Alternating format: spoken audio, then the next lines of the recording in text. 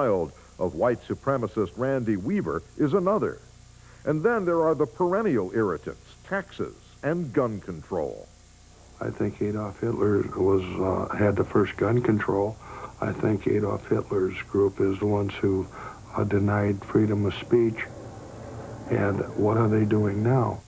Art Bean insists the minority points of view that he and his militia colleagues hold, like equating Uncle Sam and Der Fuhrer, don't make them potential terrorists. Mary Lee Muska agrees. Well, in the first place, our members are the general population. If anyone were to come up and say, "Are you a militia member?" I would say yes. I'm not ashamed of that. It is my constitutional right, as it is yours. But in Sanilac County, most people have no desire to join the militia. I wouldn't say this area is anti-government at all. You have your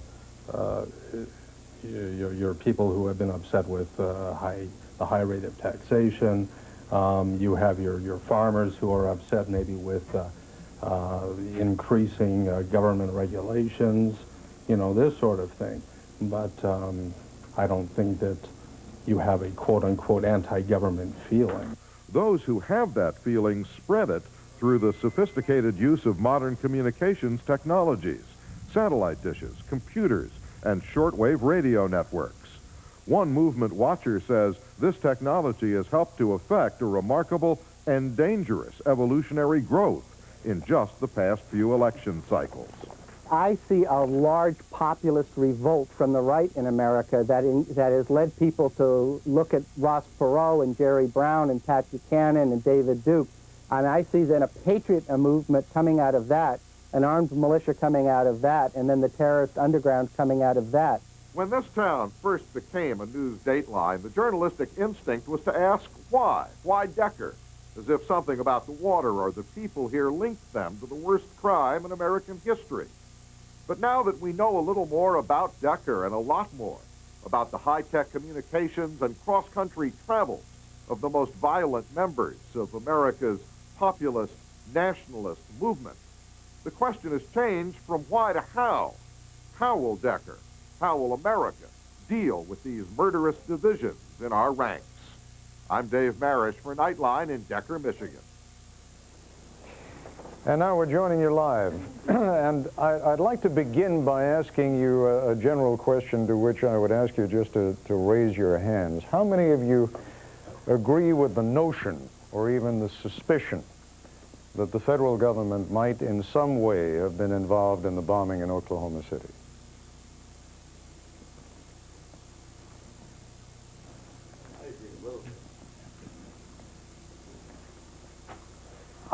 I'm trying to be fair here. Look to me as though maybe, what, 10, 12, 15 people?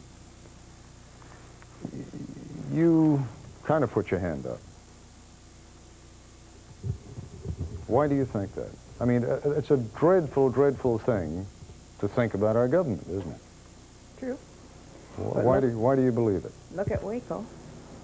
Look at what they did to that man up in the hills. How can you shoot a woman and a child? There's got to be a way to deal with it. There's been police officers that have felt threatened and they shoot an individual when there's how many police officers around? What's going on with our country? Why? Is it just me, or do you not see that there would be a world of difference between, and let's set aside whatever differences you and I might have about Waco, but in Waco there was a situation where David Koresh and the Branch Davidians had in effect barricaded themselves in a building. They were known to have a lot of weapons. Set aside whatever you may feel about them personally, they were refusing to come out, and they had children. It seems to me there was a world of difference between what happened on that day and the idea of parking a truck filled with 4,000 pounds of explosives in front of a federal building that has men, women, and children inside. Or am I missing your point? Well, when you're dealing with people, deal with them as people, not as cattle or whatever. And they're trying to cover up things, it looks like to me. All right, I'll tell you what, we're going to take a break now, and when we come back, I'm going to start with a subject that I think you may feel a little more comfortable with, and I will feel less comfortable with. How you feel the media has mishandled the story of Decker, Michigan. We'll be back with that story in just a moment. This ABC News Town Meeting, Trouble in the Heartland, brought to you by Ford and your Ford dealer, will continue in a moment, live from the Decker United Methodist Church in Decker, Michigan. What did they say to get you to leave AT&T? Heard about the big savings I can get you? Wednesday, an ABC feel about life in the public eye. And this has really gotten out of hand. The Barbara Walter special, The Price of Fame, now on Wednesday. It isn't just anyone who can set up a deal in Tashkent, or Almaty, or Istanbul, or Bombay. And it certainly isn't just anyone. This ABC News Town Meeting, Trouble in the Heartland, continues live from the United Methodist Church in Decker, Michigan. Once again, Ted Koppel. I suggested that some of you may have felt misused by the media over these past few days, and I also suggested to you that when we came back from the break, I'd give you a chance to express some of those frustrations. Mr. Bean, I understand you want to say something. Yes, my name is Art Bean, and I'm with the Tuscola County Militia. I've had several interviews with the press since then, and even with your people that just ran the promotion for the entry here. Indeed, we saw you at the beginning of this program. The portrayal of us being supremacists or some other thing than what we are is kind of angering a lot of people. Let me just stop you for 1 second, because I want to be sure we're talking about the same thing. Nobody said anything in Dave Marish's piece that I recall about you being a supremacist or anything like that. That's correct, but what was the intro and the last part of your entry there? Had nothing to do with anyone being a supremacist. Not being a supremacist, but that has been mentioned many times. What I'm talking about is putting the light, maybe I'm not making myself clear, putting the light on other than what we are. We are Americans. We believe in free speech, we believe in the Constitution, and we believe in the rights of other people. That's not being portrayed by the media in any portion of this. Let me go one step further. I hear what you're saying, and I can understand. This has to have been a shattering experience for this small community. All of a sudden, to have the full glare of the whole nation's attention on you. Do you think the media is doing it deliberately, or do you just think it's shabby journalism that we're not doing our jobs well? There's a difference, in other words, between being incompetent and being malicious. Which do you think we are? Half the time I think it's just maliciousness, and half the time I think it's just incompetence. What do you think we're out to do? In other words, when you say maliciousness suggests that we have some goal in mind, do you think that the media in general is out to blacken this town's name? Maybe not the town, but some of the people in it. That's the feeling we have heard in Tuscola and Sanilac County. Is that a feeling that anyone else here shares? Ma'am, you're shaking your head. Sarah, maybe you just pass the microphone over. And if you wouldn't mind, would you stand up and give your name, please? Nancy Adams. I was upset with the way little negative things were brought out and really played up on television. Like? I'd rather not discuss that, but no, just, I noticed with several of the news, I knew several of the people that were interviewed, and there could be just one little bad thing in the sentence, and that was played upon, and I don't think it's fair. I don't think it's fair that the media judge a person. Now, who do you think has been judged? You're talking about the Nichols brothers and Jim McVeigh. Tim McVeigh. Tim McVeigh, I beg your pardon. I'm talking primarily about the Nichols brothers. Yeah. These are your neighbors. Yes. You know them. Yes. You like them? Yes. You cannot believe that they would have had anything to do with something like this? No, I can't. Had you ever, I mean, last Friday when I spoke to one of your other neighbors, and clearly a number of other people have told the story, of James Nichols in particular, expressing, and this gentleman before the program corrected me, and I'm grateful to him for doing it, it wasn't a question of James Nichols saying that he wanted to kill President Clinton, but that President Clinton ought to be killed. Is that a fair way of stating it? That, quote unquote, he isn't fit to live, let alone be president. Okay, he isn't fit to live. And thank you for correcting the quote. Is that appropriate? No, but at one point, excuse me, at one point or another in our life, we all say things that you don't mean, and you might have the wrong person pick up on that. When I took psychology in college, it says the worst thing to do is get angry. You say things you don't mean, and feelings are hurt. Can you understand how no, let's stay on the media for a while. Can you understand? I'm coming in here as a reporter, okay? I don't know any of you. And I hear, on the one hand, here's a man who says president's not fit to live. On the other hand, I'm hearing that he and his brother and McVeigh have been experimenting with little bombs. Then we discover that Mr. McVeigh was apparently in some way connected. At least that is the charge that is being leveled against him. I'm not asking you to render a judgment in journalism here, but can you see why that story interests us and why that is a subject of some interest to the rest of the country? Oh, yes, I can see that. But you think it's unfair? I can look at the money aspect of it. Hey, this is a big headline.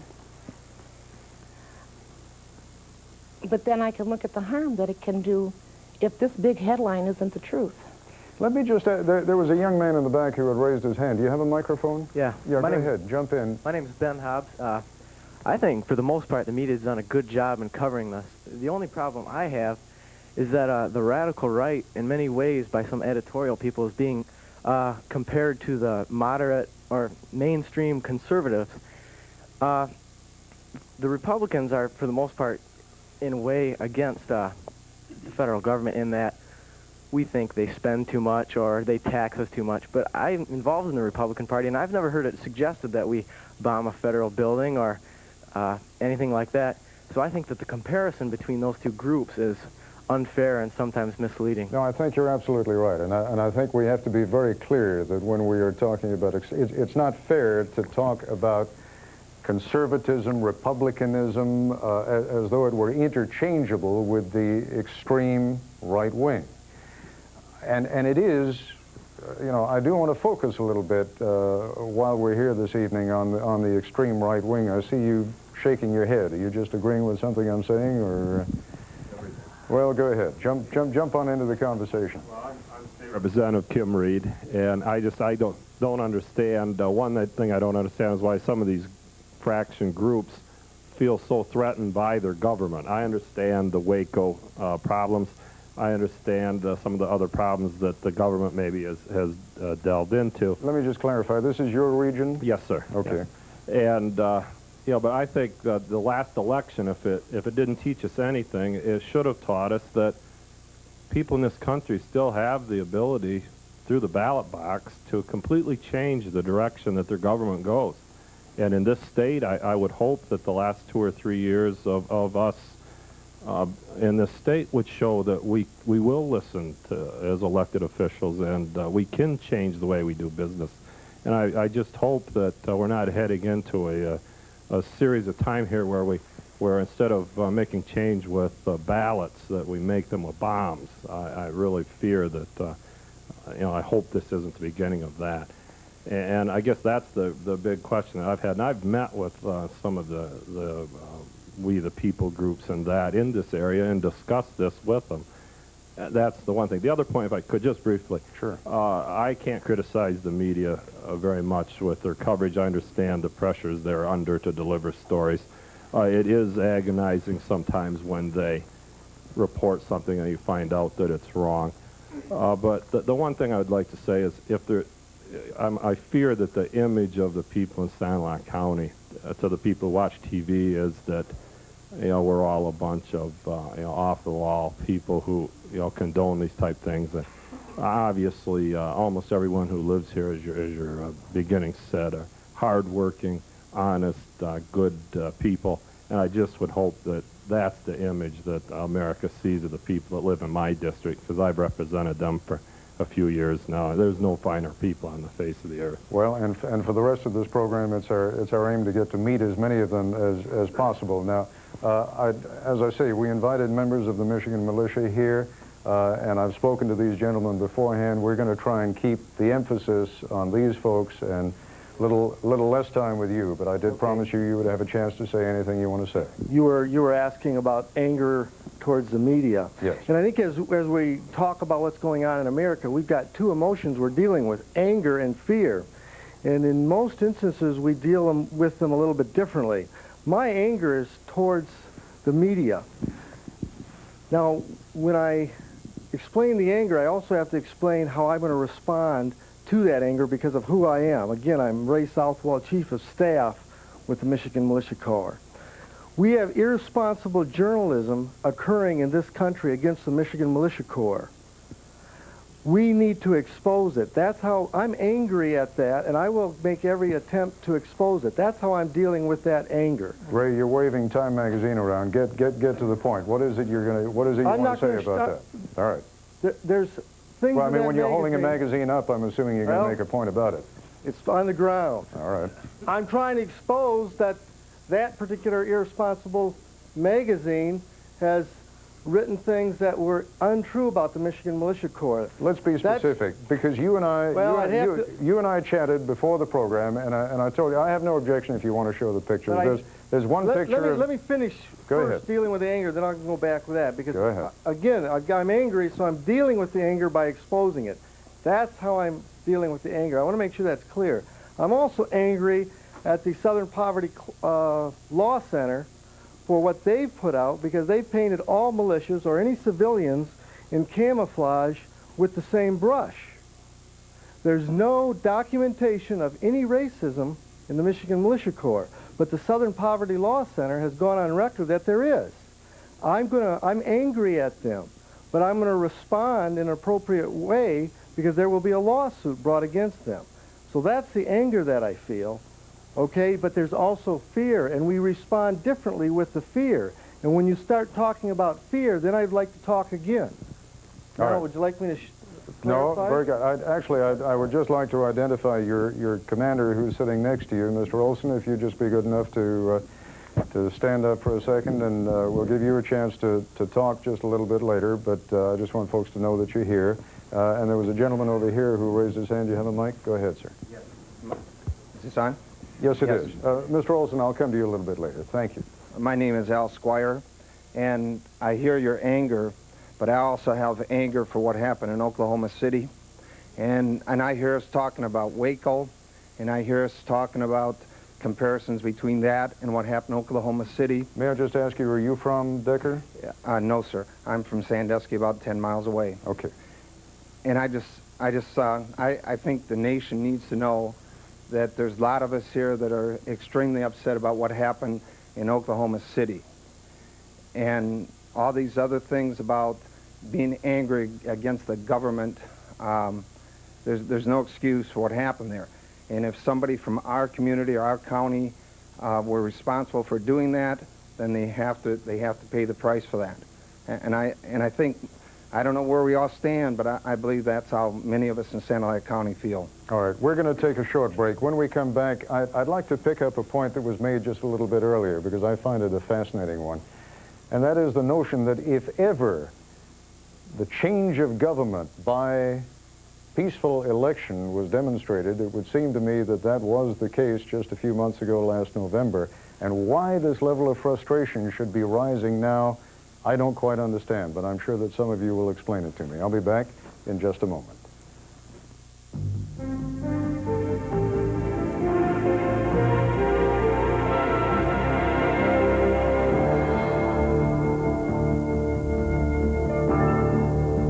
This ABC News Nightline town meeting will continue in a moment. A waterproofing breakthrough. Thompson's Water Seal Ultra Waterproofer. Ultra powerful. The best multi-surface waterproofer you... Meeting Trouble in the Heartland continues live from the Decker United Methodist Church in Decker, Michigan. Once again, Ted Koppel. If ever the American public demonstrated its capacity to throw the rascals out by peaceful means, it did so last November. I mean, you created a revolution. And everyone's been talking about it, and everyone's been writing about it, and what I do not understand is why, in the wake of that, there should be such a feeling of frustration, of continuing frustration, with the government. Doesn't our system, hasn't it just demonstrated to all of us, haven't we demonstrated to ourselves how well the system works? Anyone want to take me on that? Yes, sir. Yes, my name is Charles Spatzel, and I don't fully agree with some of the stuff Kim said that, you know, like we were able to rectify a lot of things by the election. I said some of the, like out in Washington where they elected or put in term limits in Washington State, and then we had like Tom Foley and some of the other elected officials try to challenge that in court, or like in California, Proposition 187, where state officials, state employees said they weren't going to comply with it. Because, and like I say, it's kind of left in limbo. I says, the voters vote on something, the majority says they want to do something, and then it turns around. I says, you know, lawyers and judges and stuff derail what people want to have done. Another case in the state of Michigan where a few years back we said we didn't want to pay for Medicaid-funded abortions. But just a few months ago, President Clinton was trying to force our governor, by means of holding up Medicaid funding and stuff, to supply these, you know, or turn around and go against what the people of our state decide that we didn't want to spend our money on. So you have a sense that on the one hand, the public expresses its view, you put the people that you want in Congress, and then unfair means are used to undermine what you sent them there to do. Yes. Okay. Anybody else feel that way?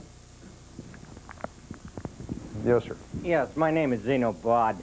And I get around the state giving a lot of seminars and things like that. I see a lot of frustration with our government. And when you say there was a revolution, that now we've got new changes, and everybody sits back to look and see what these changes are going to be. And to get back to the first question, do they believe that the government is maybe conspiring behind this Oklahoma theory? We're seeing a lot of evidence that possibly.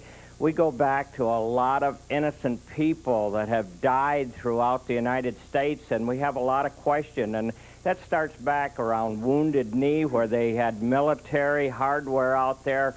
Not only Waco, but there was a Don Scott, there was Gordon Cale. And we have a lot of questions. We say, why is this happening? Why did that blow up the way it did? We don't know who's behind it. We don't condone it. And we certainly want to see the people punished who's responsible for it. But at the same time, there's been a lot of murders in our nation, and I don't know who's behind it. We can see our government running around with masks on their heads. This scares the American people. Just like they said, how many vehicles come out here to James Nichols' farm, and you're saying, well, he played with explosive. My children played with explosive.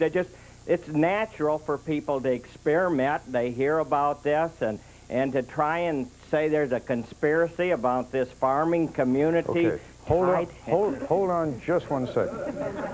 No, I mean, stand up. I don't want to take the mic away from you. Nobody came out. And I mean, you know, the federal authorities, the local authorities didn't come here to James Nichols' farm when he was playing around with those experimenting with those little bottle bombs before. They only came out after, and as of the time that we went on the air, the number now, incidentally, is up to 96 dead, and they're probably going to find Lord knows how many more dead.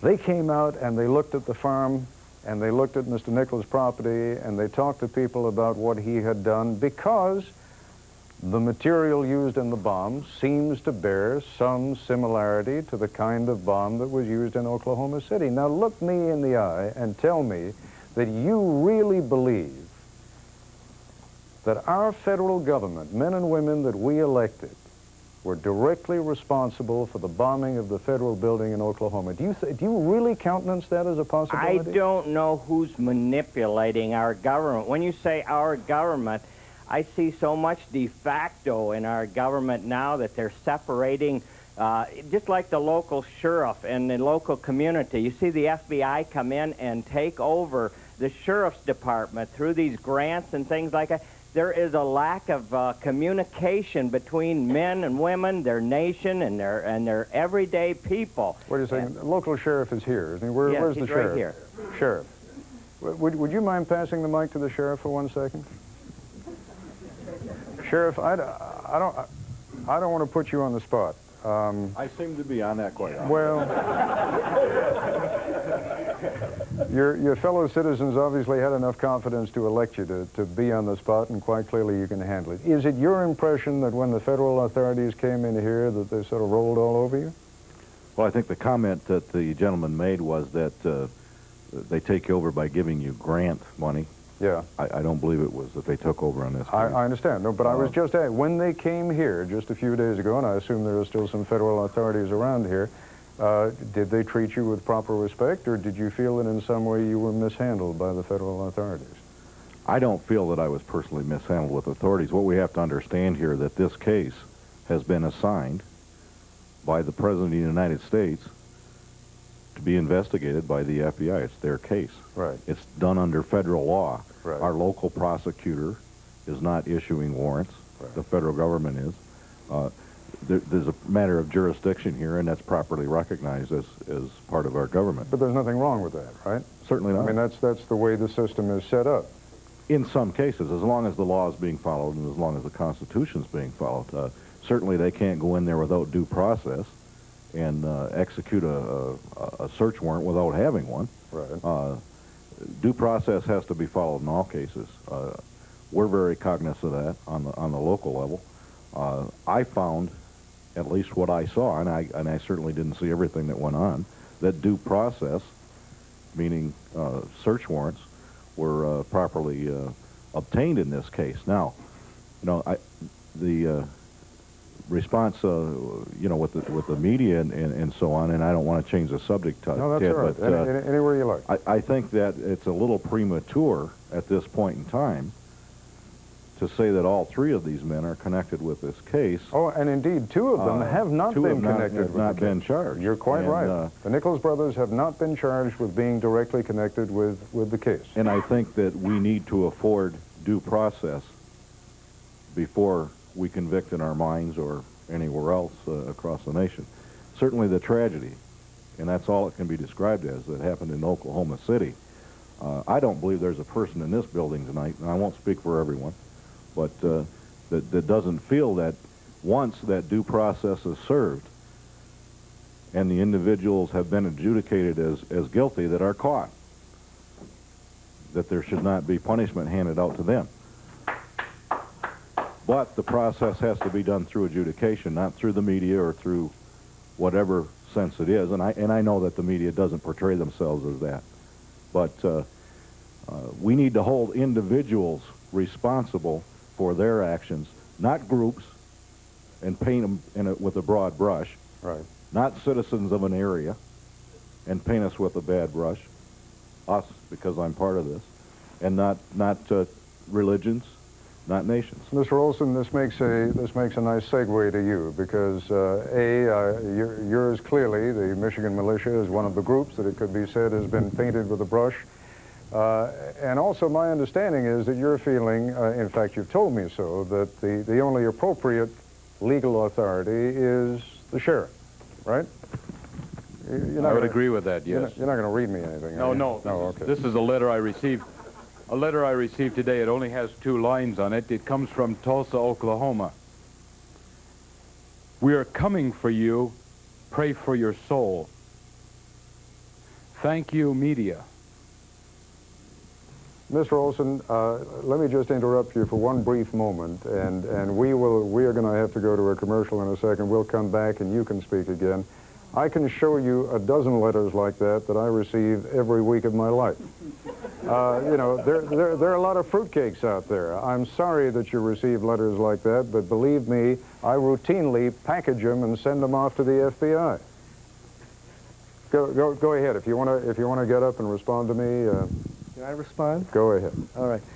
When I talked earlier, we were talking about two different feelings, anger and fear. Right. I don't believe the people that I know and the people that I'm familiar with in the Michigan Militia Corps are angry so much at our government. We're fearful of our government. We're fearful of the terrorism going on in the American people. Very good point. Hold the thought. I'm going to come back to you. We're going to take a short break. When we come back, we will discuss the issue of why anyone in this country needs to be afraid of its own government. This ABC News Nightline Special Edition, Trouble in the Heartland, will continue in a moment. There's a rumor. One of the big houses just entered the bidding against us for Marcus Belfry's next book. Ellen's with him now. Let's email her. Done. No, let's fax her. Done. We better page her. Done. How about carrier pigeon? Message MCI. Email. In the end. Let me just explain to you, this is a shot of the house next door, and we are shooting in there, I must tell you, with the permission of the owners of the house, just to prove to you that not everyone from Decker is here tonight, but I think most everybody is, and folks who are not are watching the program on television tonight. I promised you that you would have an opportunity to explain why it is that you fear your government. You know, we could probably explain a lot, but let's take a look at Randy Weaver. Randy Weaver was acquitted of all charges. He was set up by the federal government. That frightens the American public. Explain who Randy Weaver was. Randy Weaver was a gentleman, and I understand him to be a white separatist from Idaho. His wife and his son are dead. The federal government set him up. That frightens the American public.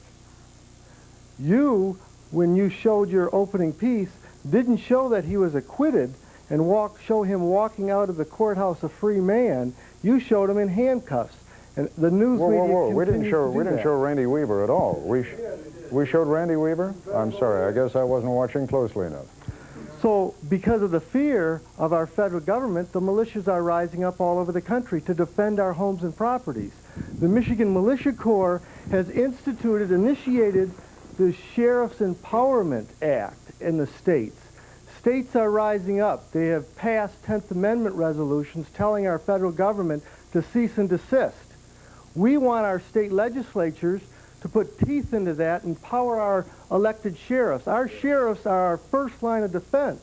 They're the only police agency that is responsible directly to the people. And if our states would pass the Sheriff Empowerment Acts, then the federal agents would have to get permission by the sheriff to come into the counties. My sheriff has told me that anytime he ever comes to my house, he will always identify himself, he will never hide behind a mask, and he will show me the search warrant, and he is more than welcome to come in, given that scenario. If with the Sheriff Empowerment Act, the federal agents hiding behind the mask would have to get my sheriff to come and knock on my door. Let me just see how widespread the feelings that you've expressed are. Who else shares them? Who else would like to talk about that fear? If you've already spoken, do me a favor. Am I seeing the same hand back there? Yeah, I thought I was. Go ahead, sir. We haven't heard from you. A couple of things. I wanted to defend the people of this area. I work as a sales rep in this area, and this is some of the finest people in the world, really, because I've traveled around a bit, and quite frankly, I have more to fear from most people that I've met in New York City than anyone here, you know, to be quite honest. But in another way, I also wanted to defend the media, parts of the media. What frightened me from the government standpoint, government inevitably wants as much power as they can get. And when I heard reports on a station out of Detroit, WJR, about the president kind of, sort of, but not really seriously saying he blames talk radio in some far distant way for what happened, that threatens free speech. and the president was elected by these people, some of these people, okay, to represent this country, the Bill of Rights, the Constitution, and what America represents, which is partly free speech. To say that and to make it public, and a couple senators jumped on the bandwagon too, in all deference to the representative here, is threatening, to threaten free speech. Did you want to pick up on the same theme? I don't think it's talk radio what I'm seeing, and let me just preface this by saying that I'm almost a lifelong resident of this county, and I just returned from a week in Oklahoma City about a month ago. I am heartsick about this, and I am heartsick that this path has led back to my home. But what I'm seeing is not so much talk radio, but what they say sometimes on some of these programs. It's welfare moms, it's affirmative action, it's divisiveness, it's name-calling. I am not afraid of my government. I am, however, afraid of these gentlemen. Let me ask you then the same question that I asked them, because it's only fair. What is it about them that you fear? I mean, if, as it appears on the surface, it's a bunch of men and women who put on camouflage outfits and go out and engage in maneuvers with their weapons on weekends and have educational programs. Anything I'm leaving out, guys? Why do you fear that? I think their point of view is very slanted. I think that if they were to take over, and I think that that's maybe partially what they want to do, I would not want to live in a government with their slant, their point of view.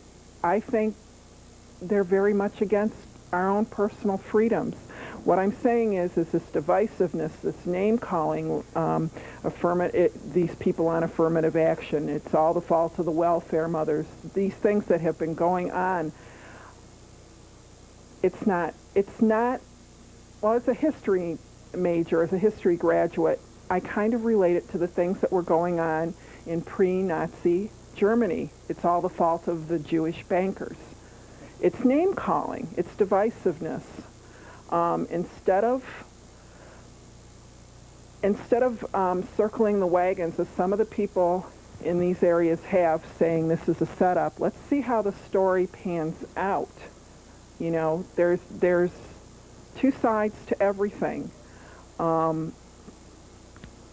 Let's come together as a community and wait. The government is not all evil. Let me just, this gentleman came over to me during the last break and identified himself to me as you're the station manager of the local radio station here? Yes, my name is Bill Jackson. I'm the general manager of two radio stations in Cairo, Michigan. I'm concerned about both talk radio and the militia. I'm not necessarily fearful of it because I can control talk radio to a certain extent as the licensee of a radio station.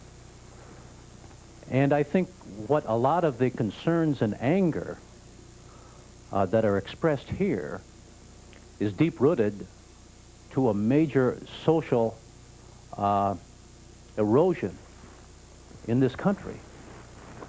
I think there's major concern about both what our government does for us and does against us. Tell me what kind of programs you carry. Talk radio? We carry talk radio on our AM station. Who do you carry? I mean, anybody that Chuck Harders for the People.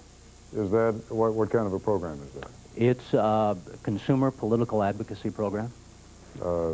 Tough politically. Yes. Left of center, right of center. Right. Far right. Far right.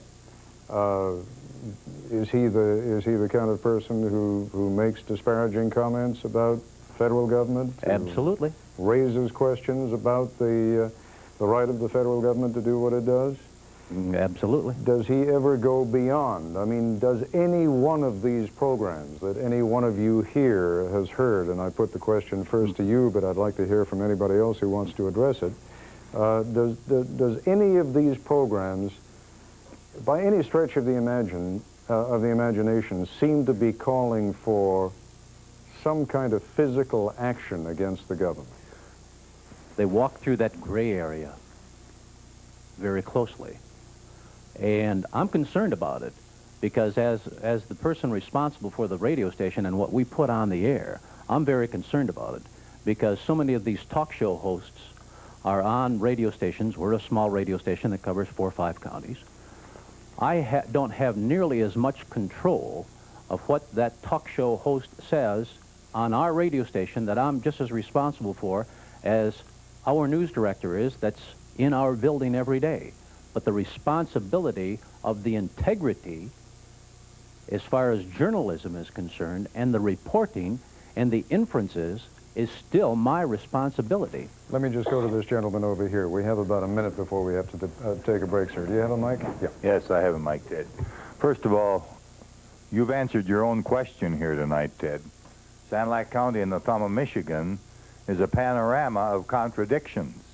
You may not be aware of it, but the road you traveled tonight is you're not the first man from Washington, D.C. that came to Decker. The only problem was when President Nixon came, we had a bomb scare, and he couldn't stop here. That was before he resigned. We have a history in this county of being on safe ground. We're a conservative county, and yet we open our arms to everybody. The president of the Michigan Farm Bureau, which is not exactly a liberal organization, lived in this county for years. And yet when the NFO wanted to come in, we welcomed them. The president of the Farm Bureau today lives just a few miles north of here. We have leadership in conservative organizations, and yet we are always open to those whose views aren't the same as ours. Do you hear, though, the same thing that I'm hearing this evening? There is, and I don't recall ever having heard this in America before, there is a fear of one another. We're sounding afraid of each other. Ted, I'm sorry, I'm older than you are, and I've heard this before. Well, I'm in this. I'm not sorry that you're older than I am. In this county, and I'm the first one to admit that I go to bed at night worrying about my, what have we got, Jenny, how many, 18, 19 grandchildren? Because of the very thing that you're talking about. But what I'm saying to you is, the people of Sand Lake County welcome you, and I think you're doing a service to the people across the nation by being here in this community and pointing this out. But what is going on here, I don't think is any different than it is across the nation. Now, No, I agree with you. I wasn't suggesting that there was something unique about this fear that I'm hearing. We're hearing it about people who are fearing other Americans. Folks, we've got to take a short break. I know you still have something else you want to say. There's a young lady back here who wants to say something, and then we'll come to you. We're going to take a break. We'll be back in a moment. This ABC News Nightline special edition, Trouble in the Heartland, will continue in a moment. Pardon me, ladies. Where are the tasty things with NutraSweet? Aisles 1 through 8, sir. But allow me. Oh, Magoo, it's a red swirl day. For the great taste of NutraSweet. A giant gumball. Look for the swirl. Yes, indeed. Nowadays, my kids aren't the only ones making a statement. I'm making one, too. Right now, current Cadillac owners can save over $1,500 when leasing a new Spring Edition DeVille. Make just one single upfront lease payment of $11,984. You'll avoid monthly payments for 2 years, and you'll save $1,552. My DeVille says it all, without me having to say a thing.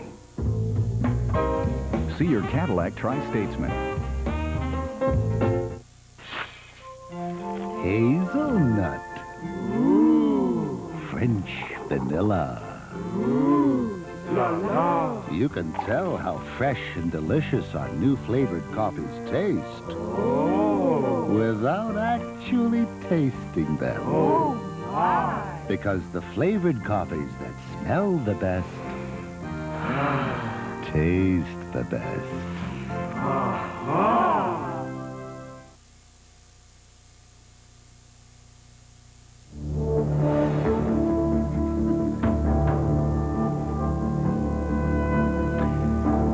And we are back live once again from Decker, Michigan.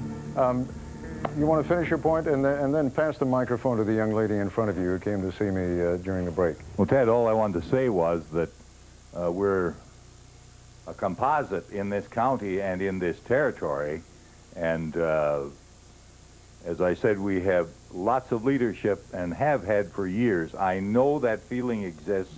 I know that it isn't fostered necessarily by things that go on in this county, but I think what we have here is a panorama of what happens across the United States. And with one exception, this grassroots that you talk about, and nobody has mentioned the dreaded name of the guy that covers the airwaves, the radio airwaves. What's his name, Limbaugh? But what we have here in this county is a growth in another direction. If you just went around the room and said, how many new churches and how many church buildings are they erecting right now, you and I would both be surprised in a county of only 41,000 people. And I can guarantee you one thing, that in this territory, and some of these people here tonight will participate in it, this county will have one of the greatest World Days of Prayer on the May 4th that there's any place in this nation. I think that says a lot for it, and that's going to help heal what's going on. Do me a favor, pass the microphone to that young lady. You wanted to tell me something about what's been going on in school. Oh, yes. I don't think people realize how much this is affecting teenagers. My public high school has had numerous television companies calling, and the AP's been there, and they've asked questions such as, has the militia been recruiting? And that is just totally baffling to think. They think that everybody up here knows something or somehow involved. Our journalism class today did a survey, and it showed that only 85% of our high school population knows nothing about the Michigan militia. You mean even right now? Some know now, but they didn't before any of this. That means only 15% knew. So I just can't understand how they get that everybody is involved, because it's not true. Mr. Olson, in a sense, can I just ask a question of your commander there, Mr. Olson? In a sense, and it is something I have not heard referred to, and I'm not saying this in any malicious fashion. From a recruiting point of view, I would think that the attention that you've received over the last few days has amounted to something of a bonanza, or am I misreading things? I'll answer that. In fact, I'd like to go back and... Wait a second. Hold on just a second. Does Mr. Olson have a capacity to speak in his own behalf, or do you have to speak for him? No, he can speak for himself, but I want to go back, because that young lady had... No, just a second. Do me a favor. Answer my question. I'd like to hear from Mr. Olson.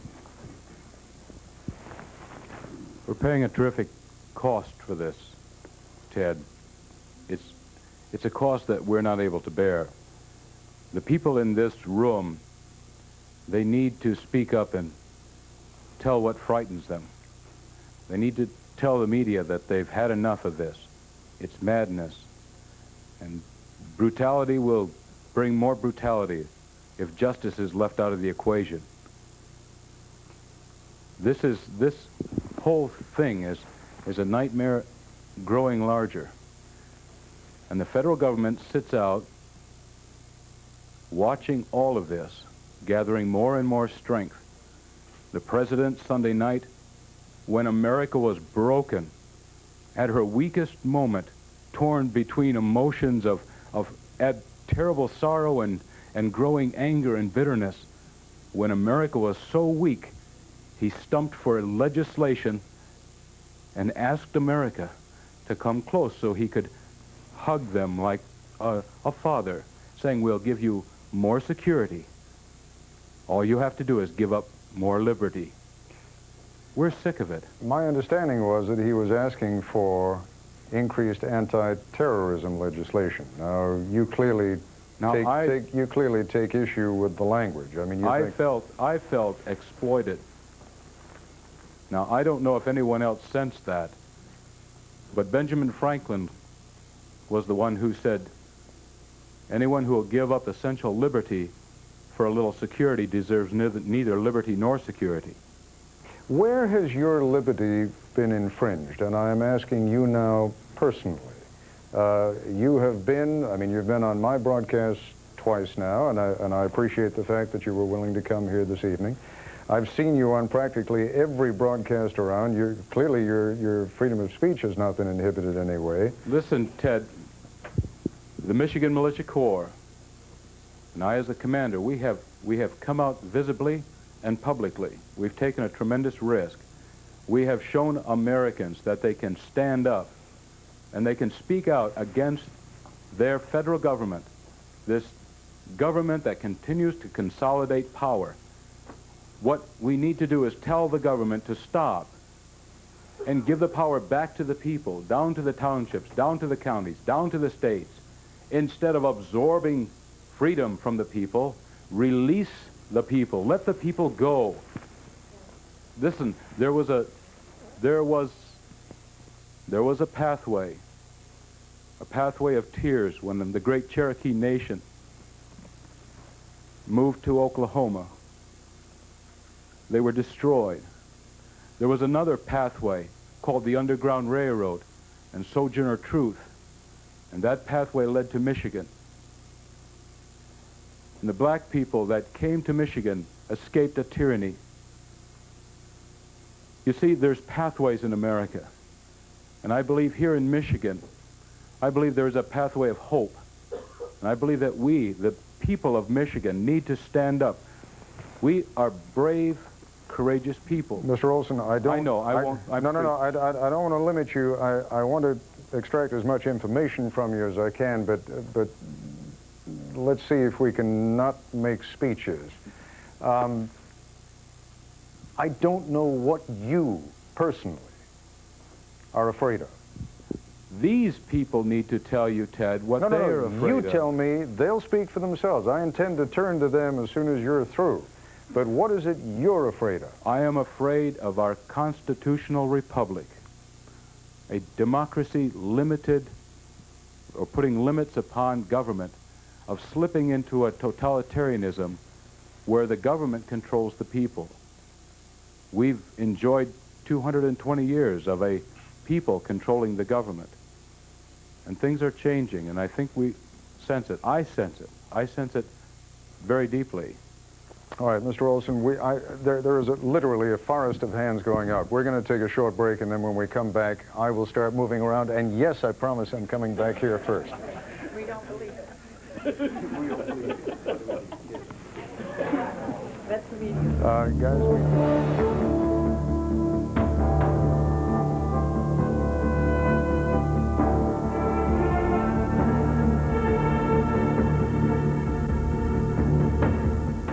It started with the idea of giving truckers a better two-way radio system. Then with a war chest of $3,000, they decided to take on the largest company on earth.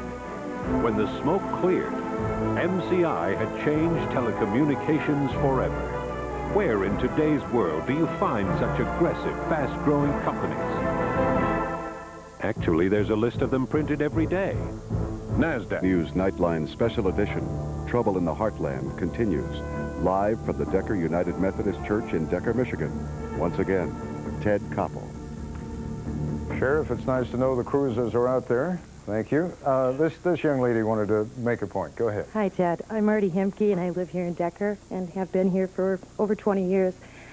And I appreciate what the media is doing, but sometimes it's like a knife, because it's informing me as to, like, this stuff with McNamara, you know, and how he felt during Vietnam, you know. It's like, it's nice to hear these things, but we really don't want to hear them sometimes. But I'm more afraid of them guys than I am the media or the government. I mean, it's, I feel like I'm at war every time hunting season comes around. But it just seems that I don't want...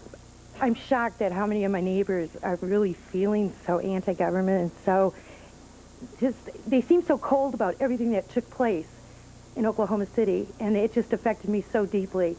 And to think that this evil is like permeating my atmosphere scares me. And I'm glad the media is letting me know about those guys, because I'm keeping my eye on them. Let's move around. The gentleman in the back in the green jacket. I'm Alan Yarrow from Sanilac County, and the people that I've talked to, We're not afraid of the Michigan militia. We're not afraid of any right-wing organization out there that has a difference of opinion.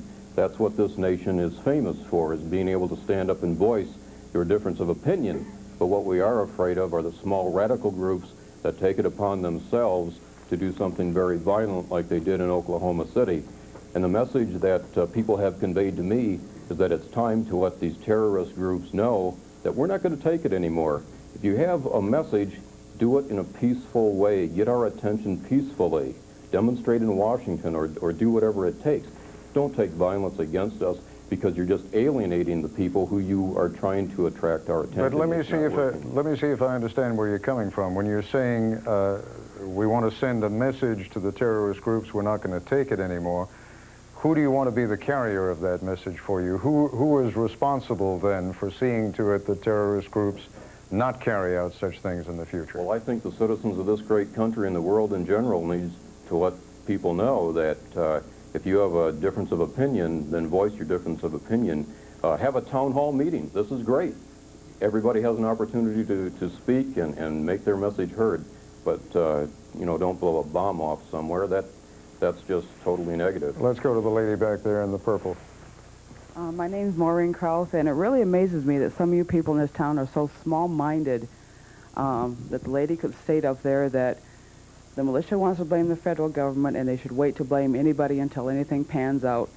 But how long did it take before they started pointing fingers at the militia? And nothing had panned out. Keep going. Reverend, we should come to you. We are, after all, in your church, and gives me an opportunity to thank you for your hospitality. Please. My name is James Wren Carter. My wife, Jean, and I co-pastor. Is that microphone working? I'm not hearing it. Try that blue mic, would you? There you go. My name is James Wren Carter. My wife, Jean, and I co-pastor the Decker, Argyle, and Shiboney United Methodist Church. And we're glad to give you this opportunity to express yourself this evening. But I would like to speak about repetition. Repetition is an excellent teacher, and I think when we talk about media, this is what we're talking about, a repetition. This evening, there have been a total of 3 hours on this subject, 90 minutes with this, and an hour and a half before we came on. Inside Story and what was the other, Dateline? And I wish you'd mention Primetime Live since Primetime Live. Okay, Primetime. That other network. Okay, and it's the repetition, over and over and over again, and people watch television. And you know that. And this is, I think, what is creating the hype. You think we're done with the story? You think the story is finished? I mean, first of all, they have yet to pull, I don't know, 100-plus bodies out of that building. We have yet to find out who committed this terrible crime. No one has yet caught John Doe number 2. What I hear here is of sort of a groundswell, which I'm told is reflected nationwide, of concern. Some people even put it in terms of fear. You think we ought to let that story go just yet? I'm not talking about letting it go. I'm talking about the editorializing that takes bits and pieces from here, there, and everywhere and puts it together into a story that was not a story. It's bits and pieces from here and there. What do you think is the story that's going to come out of this town meeting tonight? The story is about people talking about where they're coming from, how they feel, and what's happening in their lives because of what they're seeing on television reported over and over and over again. Yes, ma'am. My name is Linda Volz, and I kind of wanted to respond to Mr. Olson about he wanted those of us that were here to talk about what we're fearful of. I'm fearful of individuals that are taking away my freedoms. With freedom, the freedom to bear an arm, freedom of speech, freedom of religion, comes responsibility. And some individuals in the United States are not willing to accept the responsibility that comes along with those freedoms. And now for me to go into an airport, I have to go through a metal detector. For me to go into a federal building anymore, most likely we're going to be searched or go through a metal detector. That's what I'm fearful of, because my freedoms are being taken away from me. And I'm not going to blame it on groups. I'm not going to blame it on particular people. But I'm going to say all of us need to be aware that our freedoms are being taken away. And I know one of the reasons we settled in this area is because of the Christian background that's here. And one thing that's not been brought out is that we would not have any more bombings, we would not have any more killings if people let God into their hearts and we began to treat each other like we want to be treated. And I think that's what we need to do, is not blaming one another, but we come together. If anything comes out of that tragedy in Oklahoma, it's by God. We all need to pray to God that nothing in our nation ever happens like this again, and that we learn from this tragedy that we have to have one another to rely on. Gentleman in the back.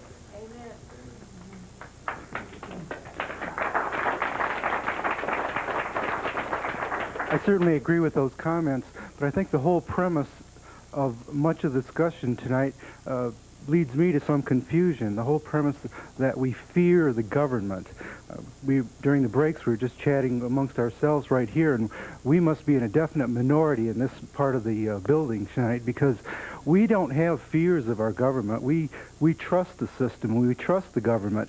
We feel that if there's a problem with the system, we have a mechanism in place to deal with it, and that's at the ballot polls when we go to cast our vote at any election that we take part in. And that's how we change the system, not through these other kinds of ideas or means that we've been hearing about tonight. Let me just move it around to a few more people. Gentlemen over here, we're beginning to run out of time. Go ahead, sir. I'd like to address why we should be in fear of our government. During the Iran-Contra affair, James Brooks was questioning Oliver North about the plan to suspend the Constitution of the United States. Dan Iroquois admonished him and said that this should be, conducted back in the back chambers. And Brooks tried again, and again he was admonished. Now, to me, if there's going to be a plan to suspend the Constitution of the United States, I think the American people should be involved in this decision and decide what circumstances, should give rise to suspend the Constitution. The fact that they are doing this in privacy... Let me just stop you for 1 second and see if you can give me a nice, concise answer on this. Who is trying to suspend the Constitution? Well, basically, there's a lot of theories in regards to that. I understand that. Who do you think is trying to suspend the Constitution? I wouldn't want to say for sure without absolute proof. Okay, in that case, let me go ahead. If you have a short closing statement, go ahead and make it, because we're just about out of time. In regards to the government, if they could get involved in this sort of activity, during the 1960s, we had the Contra-Pro programs, where the government would infiltrate various groups. They were responsible for the killings of the Black Panthers, the Weathermen, and they were engaged in having some bombings take forth. They'd infiltrate groups, gain the leadership capacity, send the people out, and they would set off bombs. So the government is definitely capable of engaging in this sort of conduct. Okay, I hear you. I thank you. We've got to take a short break. We will have just a couple of minutes more of this broadcast when we come back, and we will be back in just a moment. This ABC News Town Meeting, Trouble in the Heartland, continues live from Decker, Michigan, with Ted Koppel. Let's go right to our next questioner. Go ahead, ma'am. I'm Ruth Shaw, and my husband and his family farm in the area. And first of all, I'd like to say to the Oklahoma City people that we're very sorry for what had happened. And I'd also like to say that we're not a bunch of militia people up here. In fact, I didn't even know the militia existed until I heard it on the newscast. And I just wanted to say to the country that we're just normal people up here, and we're just like everybody else, just normal people. Are you surprised at some of the expressions of fear and concern that you've heard here this evening? I mean, in the sense that you haven't heard them just around town? Yeah, I mean, I guess I'm not afraid of the militia. I never had heard of them before. And I'm not afraid of the government either. And I just, we're just normal people. I just feel like I'm almost ashamed to say that I'm from Decker, because I feel like people think that we're really bad up here. And well, don't be, because I think Decker's done itself proud this evening, and I thank all of you very much. Go ahead, sir. We're down to our last 3 minutes. Yes? Even so, even with the good Lord's help, you're still going to need a microphone. Well, I can preach so you can hear me, All believe me. I'm the chaplain to the chaplains in the militia. I want to tell the folks here tonight, there's 25 chaplains throughout the state of Michigan from all different kinds of churches. There's at least 15 to 20 chaplains who call me regularly from across the United States, all our brigade chaplains. So I want to tell you that the militia is being watched. When the general asked me if I'd come aboard and be a chaplain, I said, what do you want me to do? He said, keep us right. And so I want you to know, and I want to tell the pastor, brother, if you want me, I'll come Sunday morning and sit on the floor there and answer every question your church has got. Our staff will come in every Kiwanis club, every school, every place, because you don't know us, folks. When this lady paints us with a broad brush and this lady, they're afraid of us, that troubles my heart. I lost a son in the Marine Corps. I'm a 63-year-old grandfather. I've got grandchildren just like this gentleman over here, and like many of you. I'm not being disrespectful. When people are living in my backyard making bombs and our paramilitary, we are literally down to our last minute here, so just let the lady say what she's going to say, and then I'll let you respond, okay? I don't understand. I mean, I don't want a war in my backyard. I don't want you guys training in my backyard making bombs. I don't want the cops around my house either, but they've been there. I mean, the last few days seeing FBI and ATF trucks going down the road, I don't like it. Madam, I really believe you're saying what America's saying, I don't want. And that's the problem. I believe the problem is every one of us, because we've spent too much time in America saying, I don't want inconvenience. But how many people here have voted every time they can vote? But, you know the militia... I'm saying? There's ways to change things without guns. I mean, no, that's wait our a minute. problem. Wait a minute. I've seen what guns do. I've seen it firsthand. Madam, I have been on both ends of the gun. Well, why do you condone it so? I don't condone. I don't carry a gun. How come on David Brinkley, you guys were so full of rhetoric? So you're not even allowing me to state my part here. What came on national... We are already now going over our allotted time, but go ahead. I don't want you to feel that you didn't get a chance to finish. You go ahead and finish what you had to say. What I have to say is, on the national television, hour after hour after hour is a bombed building with tiny, bloody children and people. Following that is some radical statement about some movement in the country who's going to destroy and take over, and then immediately, because we have been absolutely open since April, comes video after video of our training, even taking my messages in chapel out of context to make me appear some raving preacher supporting these guys to go out and kill people. Video after video. Why? Because these secret people who are hiding in the woods and going to hurt people, they won't let you even know they exist. This is why we're in a uniform. Well, we didn't know you existed. This is why we're in a uniform. I didn't know you existed. Folks, so you haven't been that open. We certainly, after this week, know that the Michigan militia exists. And get to know us before you judge. We will get to know you, and in part, we will get to know you because one of the other nice things about having a free country is we in the media are going to keep our eye on you, too. Good. All right. I thank all of you. I thank all of you. You have been enormously gracious, and you have shown that there is something other than terror and grief in the heartland. You've shown that there is hospitality and common sense and decency and, yeah, a little bit of wackiness every once in a while, too. But that's true all over the country, and I'm very, very grateful to you for making us welcome here tonight. That's our report for tonight. I'm Ted Koppel in Decker, Michigan. For all of us here at ABC News, good night. This has been an ABC News Town Meeting, Trouble in the Heartland, a special presentation of ABC News. Of ABC News. More Americans get their news from ABC News than from any other source.